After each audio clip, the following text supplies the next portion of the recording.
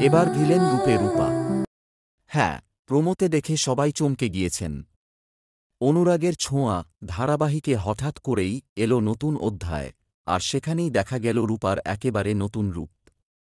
গল্পে এসেছে কয়েক বছরের লিপ, যেখানে সূর্য, দীপা ও রূপাকে দেখা যাচ্ছে সম্পূর্ণ নতুনভাবে। আর এই নতুন রূপা যেন একেবারেই সেনগুপ্ত পরিবারের বিরুদ্ধে। প্রোমোতে রূপাকে বলতে শোনা গেছে, এই সেনগুপ্ত ফ্যামিলি যেন এইবারেও এই ডিলটা না পায়।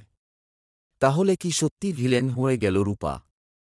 না, রূপা ভিলেন নয়, বরং সে দীপার পাশে দাঁড়িয়েছে।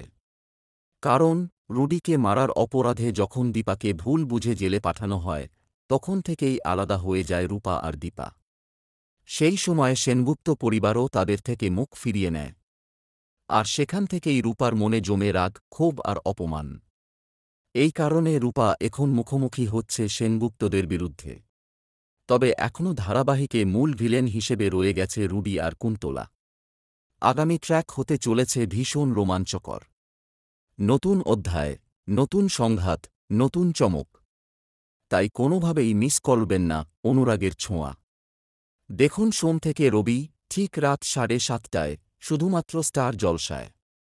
আর প্রতিটি আপডেট সবার আগে পেতে সাবস্ক্রাইব করুন আমাদের ইউটিউব চ্যানেল, আর পাশে থাকা বেল আইকনটা বাজিয়ে দিন। ধন্যবাদ।